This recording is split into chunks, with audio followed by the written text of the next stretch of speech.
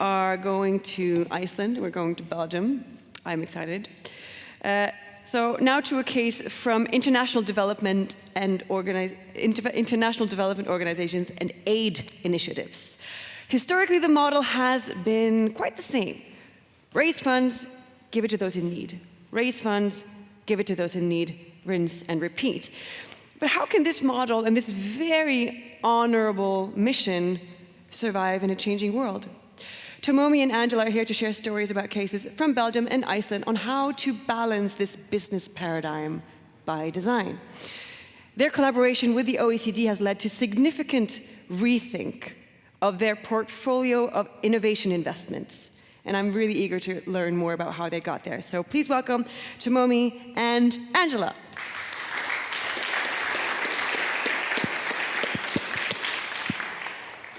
Thanks so much for having me. It's been since 2019 since I was at an intersection, and I apparently gave a very irreverent talk, but I still got invited back, so either you forgot or you like that kind of thing.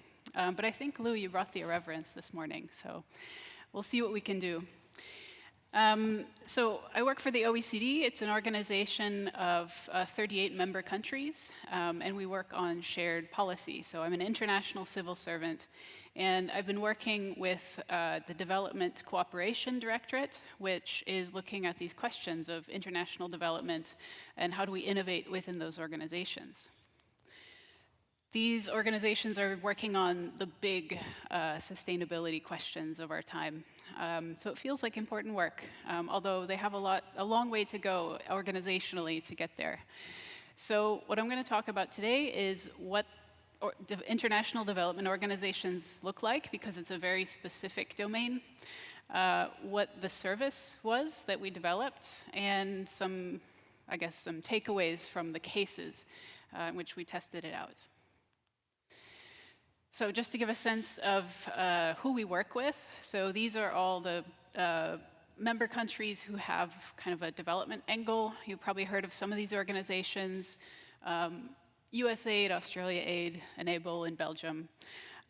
These organizations work with the OECD, and we try to develop shared policy, shared approaches, because we're all kind of working on the same challenges and oftentimes with the same recipients of aid. So the Innovation for Development facility in the OECD was developed in 2021, and the focus of this organization was to try to get these development organizations to think a bit differently about their work, including things like being better customers or better buyers of technology, not commissioning portals, these kinds of things that were mentioned earlier. But we're really also looking at the processes and the sustainable processes within these organizations that help them reach the goals that they want to achieve. And just to give you a sense of kind of the scale of this,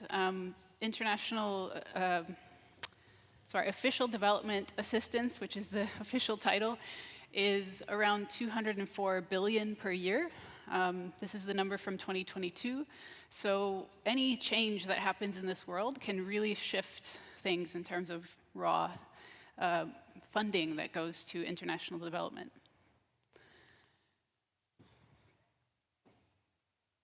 So what does innovation look like in development organizations?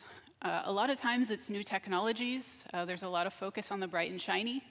But what it also is things like new policies, new partnerships, new business models. It's not necessarily the vaccines that get developed, but the way that those are distributed. It's not necessarily the mobile banking systems that get developed, but how you incorporate that in addition to the existing financial systems in a country. So these are the kinds of innovations. It's technology and usually lots of other factors. But this is what innovations look like in these organizations. And of course, this is the ultimate outcomes that all of these organizations are trying to achieve.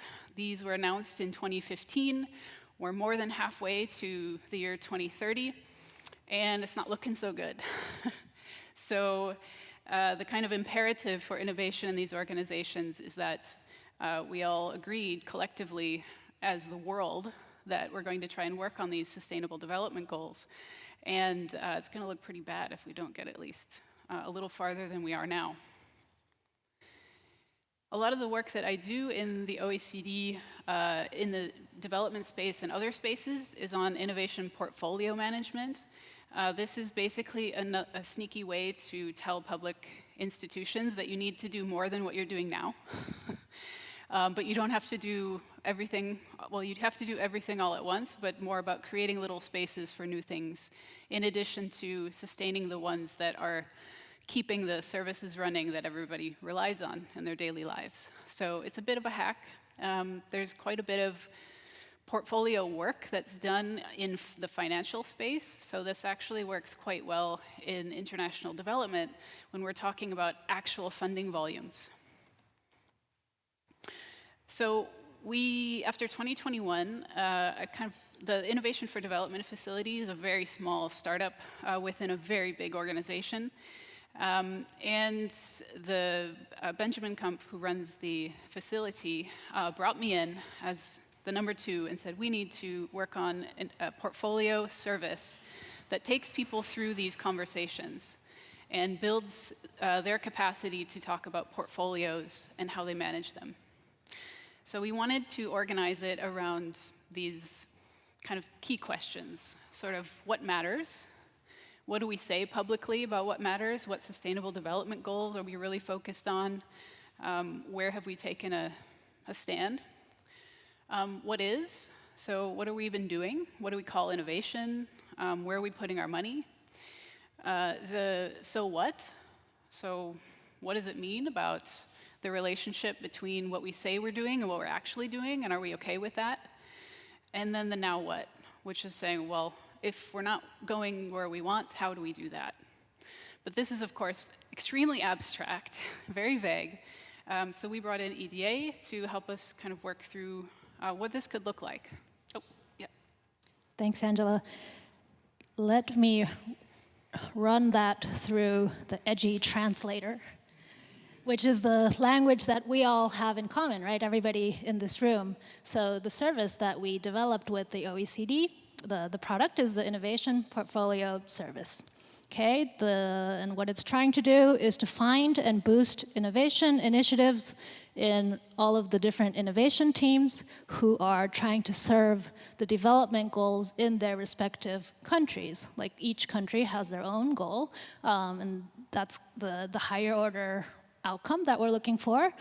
And we're trying to build the portfolio management capability of these teams, because that's what's going to help, well, better pursue the national development goals, and also to funnel this money, this very big pot of money, in the best way possible. So to help the innovators and partners on the ground get the support that they need to be innovative. So yeah, let me talk a little bit about the approach that we took. And when I say we, I'm speaking on behalf of me and Dennis, who's here, and Milan, and we're more than happy to chat about this project. We'll be here for the next few days. So yeah, we took an enterprise design approach to this challenge, right? So the first step was to design the experience journey of the direct target user, so the innovation teams within these international development agencies. We took a service design approach, so we looked at what is the front stage journey. So how does the OECD interact with the client organization? And then in parallel, what is the backstage journey? So all of the work that the OECD needs to do in between. That said, we are supporting the people who are supporting the people who are supporting the people who are supporting the people. Like, it's a very, very, very big ecosystem. And so it's not just, oh, here's the customer. Yeah, there's like very far way to go. And so one thing that was really critical in this project is to venture into the ecosystem of the enterprise, so the OECD. So yeah, just two rapid things. One is we looked at a lot of org charts of these agencies as a way to hack our way to understanding their organizational capabilities. It tells us a lot about how they organize themselves, like how they think about their work, not just how they organize their personnel. And second, we did some guerrilla research, which I'll talk about in a moment, to collect some stories from the field. And then, yeah, we designed the product. We prototyped, we validated, and we iterated. I need to plug as a designer and researcher, give a plug for research. Number 19 in the enterprise design pattern language is to collect evidence, right? It says we want design decisions to be informed by facts, observations, and insights, not just opinions and assumptions. And in this case, yeah, OECD has a ton of knowledge. The agencies have a ton of knowledge, and yet the end user, the quote-unquote end user, feels so far. And as designers, we really felt we needed a more tangible sense of who they are and what they're going through. And so what do we do in this case? And actually, this project had no research budget. I don't care. We still do our research. And so, you know the game, Who Wants to Be a Millionaire? Yeah, there's an option where you phone a friend, and hopefully you've had the right life experience that the right friend picks up on the other end. So we asked ourselves, yeah, who do we know?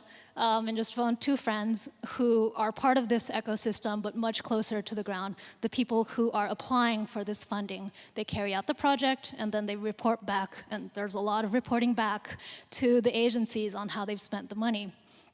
So yeah, I like to call it the phone a friend option, but this is also called guerrilla research, and it's something I really want to encourage our community to do more of, to be very lightweight. If you feel you don't understand something, think of somebody who might be able to give you a bit of insight. All right, so this is what the service ended up looking like. It looks very glossy and shiny.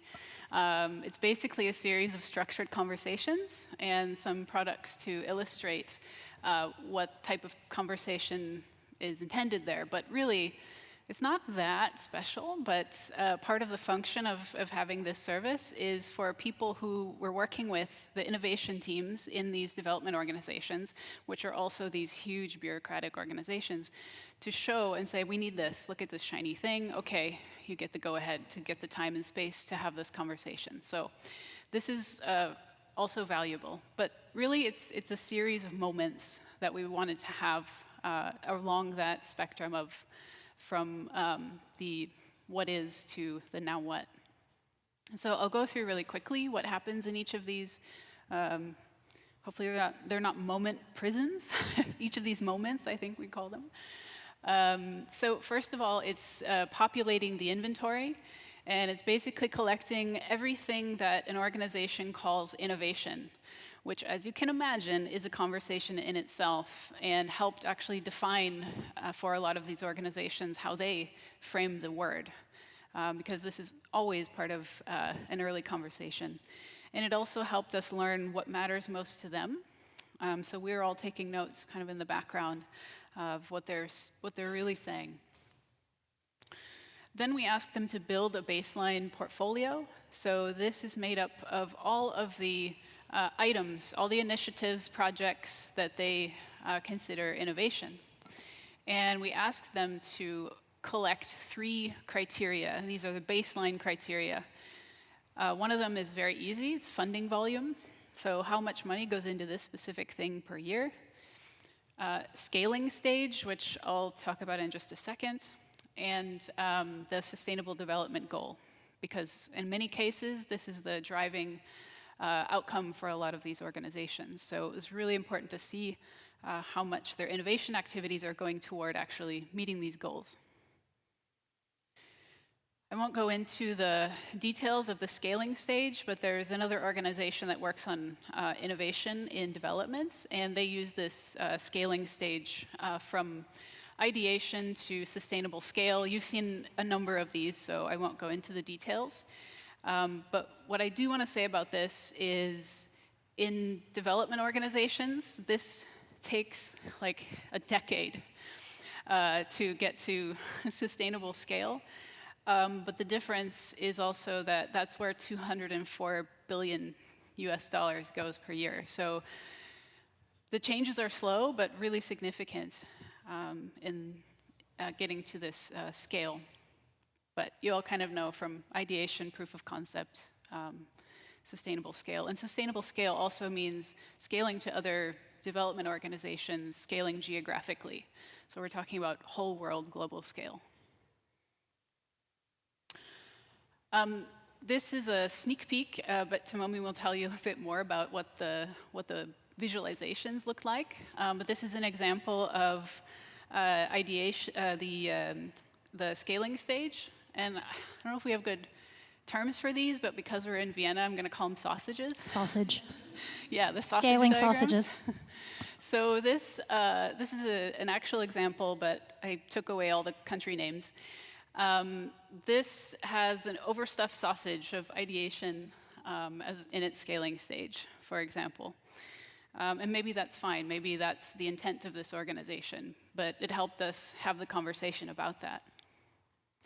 But this is just kind of what that looks like. And what was also really interesting about this is it allowed us to compare different international development organizations against each other. So, well, I'll say Iceland, for example, is one of the smallest funders. So they really emphasize putting a lot of bets in ideation and then finding other development agencies like USAID, which has a ton of money, to scale things up because they have the apparatus to do that. So having these conversations and comparing was also really helpful in the kind of international conversation between these organizations. So the next part was the hardest part, is the assessing the portfolio items. And this is where we brought in some custom criteria. So this is, I mean, if this service has a secret sauce, this is it. Please take it and make a business out of it because these organizations need a lot of help. But these are the kind of conversations that we realized they really needed to have around innovation based on the common traps in development organizations. So it's the evidence for a solution impact. Oh, like, you would not believe how much evidence you need to show in order to put money into an innovation in development. Like half of what international development organizations do is figure out ways to count whether the thing they did was successful. So this is really important. Also, yeah, it's good to have that evidence. It gives you sustained funding for the next round.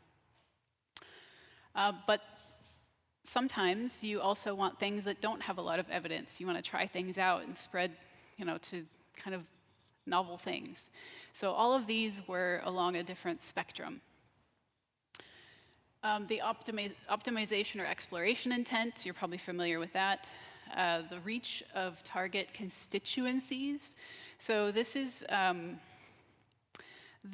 conversation about, is your money going to domestic technology organizations, or is it going to local partners, for example? Because this is a big question in international development. The duration of support, so how long is the funding support? Some of these have very short or long time cycles. And risk. So risk is programmatic risk, but also risk of stagnation. So a lot of development organizations keep putting money into the same things over and over, and then the world changes, and they're not keeping up. They're stagnating. So we also define this as a custom criteria. So we said pick 3. Pick the 3 most important to you right now. Not ever, just right now. And I just call out some of these because some of these are a little weird in development organizations. And then we asked our partners, in this case, this is a photo from Iceland, to map these out. And in the case of Iceland, they worked with NGOs, so they're in the room with Red Cross and other partners, along with Ministry of Foreign Affairs. And we had those tough conversations. So the next stage is gauging portfolio performance. So it's going from the what is to the so what. So is your portfolio working? Yeah, I want to talk a little bit about the essence of what we're trying to do at the end of the day is to orchestrate a different kind of conversation. And what are some of the principles that might help us? So the first is that aesthetics matter. Angela, you were really clear in the beginning of the project that you didn't want to see a 2x2 in this project. Yeah, no, world is full of 2x2s. Everyone wants to be in the right top corner. Yeah, that is not setting us on the path to have a good conversation. And we totally agreed, no 2x2s, but also, yeah, like these things all kind of look the same. And we really challenged ourselves to find a visual language that felt fresh, that would make people who are like really experts in their field be like, huh, what's that? And be curious to have a conversation. Yesterday, in Lane's keynote with Wikipedia, you mentioned that when he wanted to convince tech companies to pay for something that they got for free, one of the things he did, it had to feel like a business. Like, it's actually the same thing, but you change the feel. You make a slicker website, you put some customer support around it, and then it feels like, oh, maybe I should be paying for this thing. So that is definitely one of the things that we did in our case, and we'll show you a bunch of probably visual things that you've never seen in this kind of presentation. And so that's the first thing. And when I say aesthetics, it's not just the graphic design of the thing, it's also language. So as you saw with the criteria, yeah, it's like risk, one word. And the initial version had like 3 pages of trying to define what risk is. And we're like, two sentences? Yeah, and the team was really up to the challenge. It was like, yeah, we can do that. And we're able to like really make things crisp so that it felt accessible. The second one is just enough scaffolding. One thing that is really easy to happen in this kind of project is that we get lost in the weeds. We argue about what risk means. Yeah, that could be like a 2-year conversation, but that's not why we're here. So what is the working definition? Can we agree and commit to it so that we can move on? What are the small, like simple tools that we can put in place so that we can keep focusing on what's really important?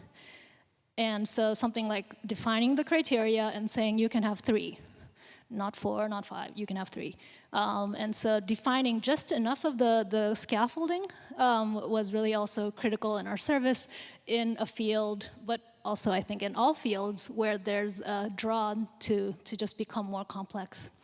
And the third is prototyping with community, which is, yeah, not a novel concept, but what we did in this case was we needed real data, like what do these portfolios actually look like? We needed to see the dollar amount and the kind of initiatives that these portfolios were supporting. And so fairly early in the project, we invited countries to come experience like an accelerated version of this service, which was UK, Sweden, Iceland, and Luxembourg, which are completely different countries, like very different priorities, very different resources at hand as well. So it was a bit of a risk to have everyone in the same room, but we designed a workshop where they would bring their portfolio items and they would use the tools and kind of have the conversations so that we were working with real data as quickly as possible. I think my favorite part of that I'd like to share with you is of how we prototyped a conversation. And so we asked 2 members of the in-depth team to do a bit of a role play of a fictional organization that was similar to our customers. We showed them this is the kind of analysis that this service would provide, and then they, in their respective roles, had a conversation. And then so everybody in the workshop understood, this is the kind of thing that we would get, and then we were able to ask them, like, is that interesting to you? Like, because if that's not interesting, there's not really a point in going through this process. And so that was like a really fun, I think, 10 minutes of seeing something in action and then being able to think, oh, do I want to have this conversation in my organization? So I'll go through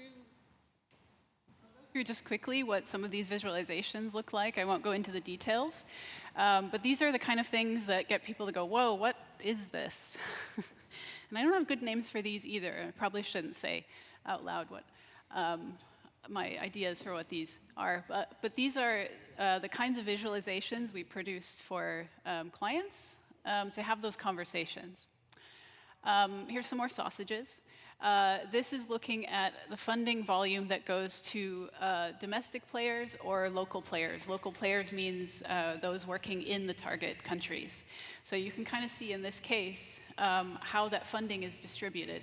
For example, all the domestic players are getting to do the sustainable scale instead of in the target countries, which begs the question, are you building the capacity of the local players you're working with, or just entirely creating new markets for your domestic technology organizations, which is a conversation not a lot of them wanted to have, but it's a really important one because it's different than the messaging they were saying out loud.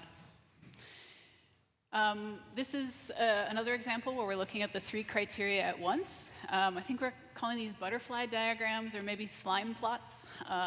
Slime plots. Slime plots, there we go. But this really helps differentiate between those criteria and see where the money is being spent. So I won't go into the details, but just as an example of this is what's going into the conversations about evolving the portfolio. This is also helpful for looking between countries. So this is, these are real examples, but I changed the names. Country A, B, and C. They're all working in different areas, which also identifies where they might collaborate to fill in the gaps that they have. So it brought about some of these provocative questions, like I mentioned earlier. So for example, in one case, all the budget spent on late scaling stages goes to existing constituencies rather than new ones.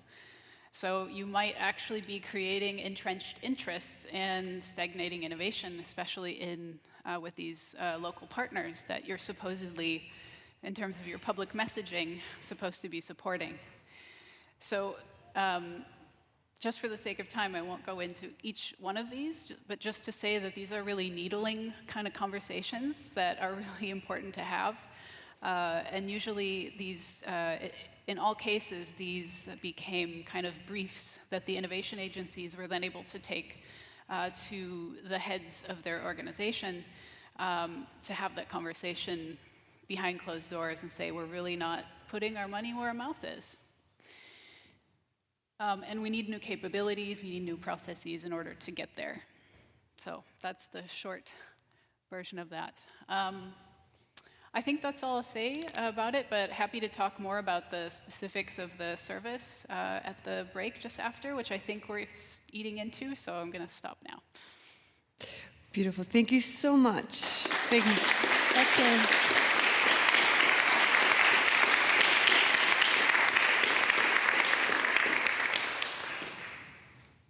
You know the drill by now.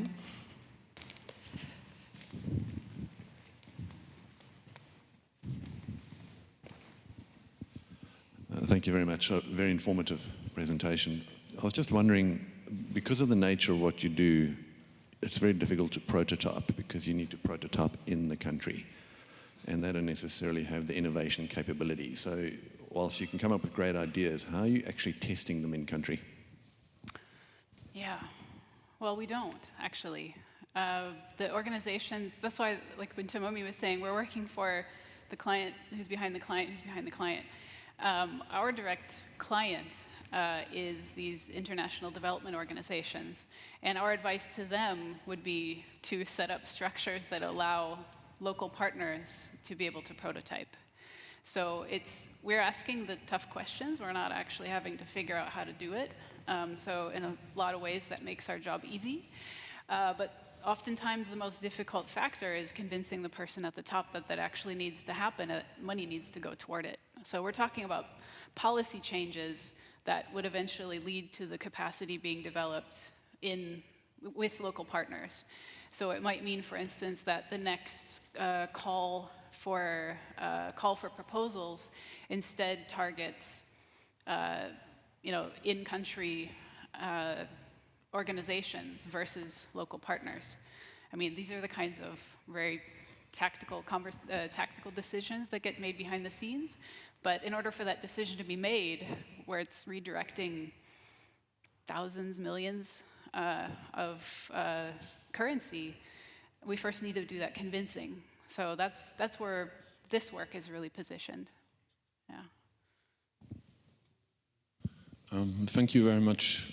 Super interesting and insightful, especially the edgy connections. Yeah. One question. How do you decide what stays in the portfolio and what gets kicked out?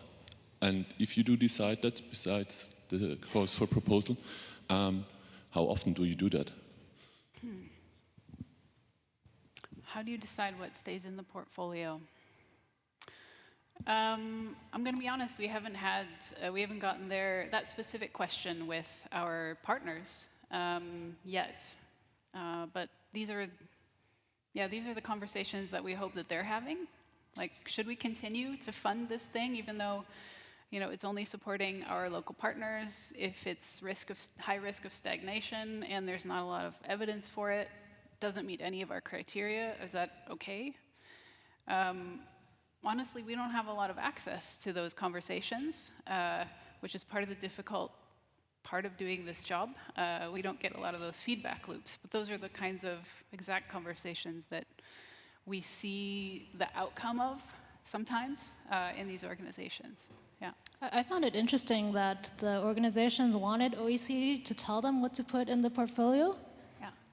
And Yeah. we said, well, we tried to say, no, it's your portfolio. You decide what goes in, but that's the conversation to have, and then OECD can help them. And I think that's part of the capability building for portfolio management, right? Yeah, that's a really important point. The OECD sometimes serves as a bit of a consultancy, but the goal is to try to hand off by the end of the project, because that's not our business model.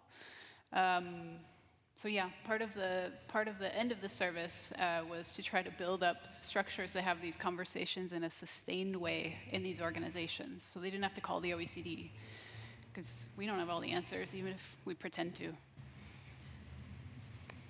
I don't.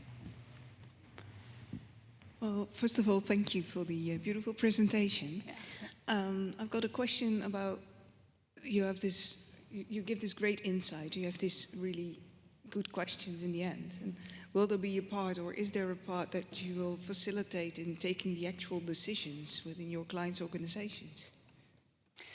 Yeah. A lot of these decisions are ultimately highly political ones, and we don't often have access to those, but the kinds of, basically what we would provide is a kind of brief like this, so actions to take, and they're extremely vague, but these help with the conversations behind the scenes, and you would not believe what a one-page glossy piece of paper with the OECD logo can do in terms of advancing that conversation. So we also try to use that tool to help the people that we work with who know what to do, now that they have this insight, to get traction in their organizations. So it's not normally, it's an extremely political conversation, because it's about where the money goes. But we hope that we're equipping the people that we work with to have that, armed with information. Can you say a word about who's in the Iceland picture? Because I thought that was really showing what OECD is able to do. Yeah. This one. Yeah, I mean, it's really low tech. It's literally just people talking to each other. But for instance, the Minister of Foreign Affairs was at one of these tables. And that was a really good moment to kind of show, not tell, and then give kind of a preview of the kinds of decisions that she would have to make. So it's... organization is also... Yes, and the development organization's also at the table here. So it's creating those spaces to have those really tough conversations that probably shouldn't, well, they normally don't make it in an email. Yeah. Mm-hmm. Wonderful. I think we'll pause there. Yeah. We have 90 minutes now to let this sink in and continue, so please give them a final warm round of applause.